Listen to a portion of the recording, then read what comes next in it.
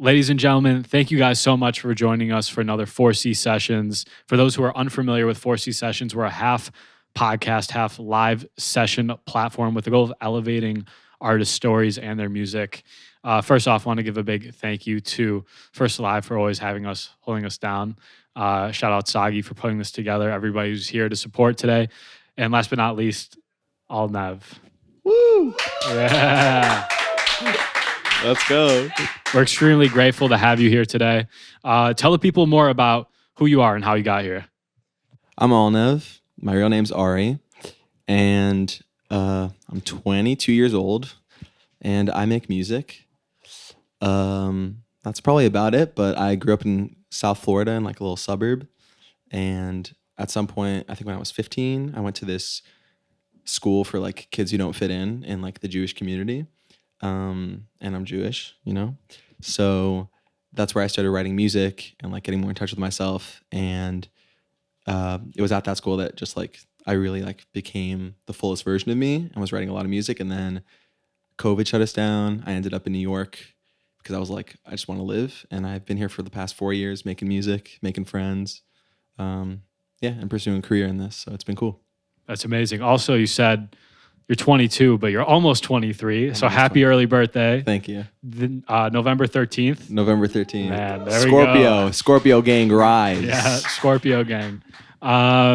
Super curious. You talked about going to that school. What was that like? I know you said you found your true self, your full form. How did that come to be? Well, it's kind of a school where like the mainstream schools in my community are much more like, you have to be a certain way. We want you to like become a certain version of a person, which for some people that works.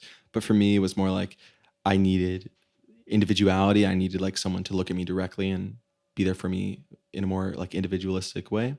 And that school is really focused on that. So like they just give you the space to be yourself and like find what you want to do. And it's just like when you're in a position where you're left to be free, that's when like the truest version of you can come out, because you're left to actually do what you want rather than what you like have to do. It's like, okay, what do I want to do? And then that's how that came out. That's powerful. Now you're here. Your pseudonym, Alnev, seems to embody a lot of different complex traits and, embody this whole character. How does your artist project help you express music and more specifically like the themes of like love, heartbreak, would you say like insecurity in your music? Yeah. How does it help you express all that? I think that like music and writing has always been like my way of sharing what I'm feeling. I feel like for a long time I didn't feel like I could. There was a long time where I felt like I didn't have the means to like share and express what I was going through. And writing and art has always been like a way for me to do that. Even as a kid, when I was writing poetry, it was like I was always writing poetry. I was writing short stories. I was writing essays. Like all of that was like a form of expression. And I feel like over time, I found that like Alnev was like the best. It's hard to explain, but it feels like the best name for that part of me, which is the part of me that needs to express and share through my writing and music. Yeah. That's amazing. One of my personal favorites from you is Van Gogh. What inspired you to make that song? It was COVID and it was really sad. It was lockdown. It was the first lockdown. And I was in a really dark place somewhere I really like didn't want to be, but I was just like, we all got sent to where we had to go. And I don't know, I was kind of like in the shower thinking about Van Gogh. I don't know, that just happens. But I was just like thinking about the way he died and like how it was like a weird, like no one for like a long time, literally no one knew how he died. Like he died from a gunshot, but like no one knew if it was him or someone else. And I was kind of just like, that's kind of weird that it's just like an interesting thing, like a huge artist just like dies in this mysterious way. I found that really interesting. And yeah, it's about a lot of things. I don't want to like pin it down to one thing, but that's kind of the inspiration to what brought Van Gogh to mind. Yeah. Those shower thoughts always produce the best art. Absolutely. I've noticed. I'm super curious because that is one of, if not, it's one of the top performing songs of yours. Why do you think it resonates so much with, your audience? I think when I wrote it, I didn't Like the first thing I thought when I wrote it, I was like, this is the best thing I've ever done. And I was like, this is the coolest thing I'll ever make. But I wasn't sure if people would like it. And I was doing a lot of Instagram lives during that time during COVID, because like that's how we connected back then. Um, and I played it on my live and like no one really cared about it that much. I was like, oh, like I guess it's not that good. And then I just like kept playing it, and like over time it like developed this like name for itself way before it was released. And yeah, and then like people were like, when is it coming out? When's that coming out? And then I posted like a little video of it on my reels, but before reels were a thing actually. But I posted it like on my Instagram, and that got a bunch of views, and I was like, okay, this is doing well. Like there's something about this that's good. And I don't know. I just think there's something universal in it that like people connect with. I don't really know what it is. I think it's a good song. 100%. Talking about that feeling of, you said like this is, something you were super excited for, that you felt like it was one of your best pieces out. Have you felt that feeling since, and or like is there a song in the vault that like you're waiting to release where you feel like that? I'm sure like every song feels like that though as well. No, there's for sure. Like I think my upcoming stuff is the best things I've ever done. Yeah. My next stuff is gonna be crazy. Like it's gonna be worlds ahead of the previous things. It's super exciting.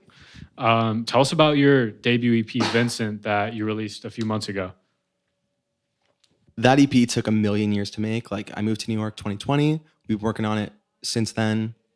And it just took so long to make. And I'm just so happy it's out. Like it just took forever. So I made it with my friends. We made it in our bedrooms. Like no one gave us money. No one was like, we believe in this. We just loved it. And we were doing it because we loved it. And we believed in it. And yeah, like I'm very proud of it. I'm proud it's out. I never thought it would see the light of day because it just took so long. But yeah. I'm happy you like it, bro. Yeah. I love we were talking about this earlier, but I love the intro to it. And you said you did it all yourself. It's like a fire intro. I don't know. It just sets the vibe for the whole EP. Thanks. Where does the name come from for that EP, Vincent? I'm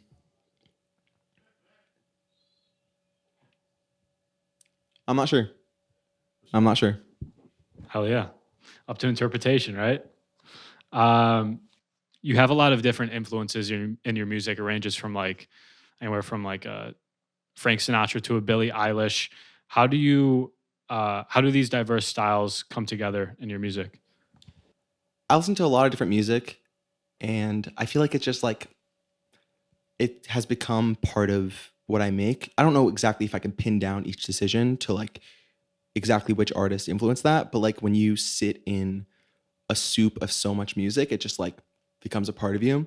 And that's what I recommend to like all artists who are like, hey, what should I do to get, like, I want to become a better writer. What do I have to do? I'm like, okay, you should listen to a lot of music, because that's how everyone learns. You just hear what other people are doing, and I'm not saying you copy it. You just like, when you have enough things in your brain and like you expand the data pool, you're just like, you have way more to pull from.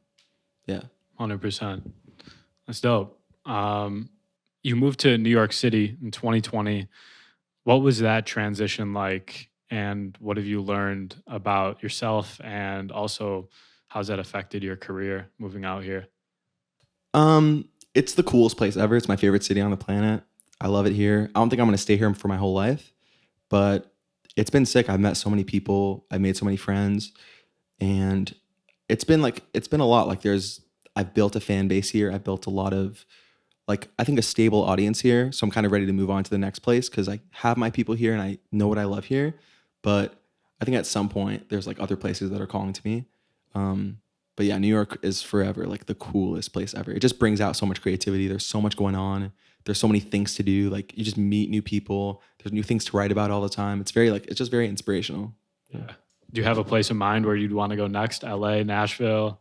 LA. LA? For sure, LA. I love LA. Hell yeah. Shout out LA for real. What's next for you? What do you have planned? I know you hinted at some new music earlier. Anything that the people can expect, even if not music, any shows, anything like that?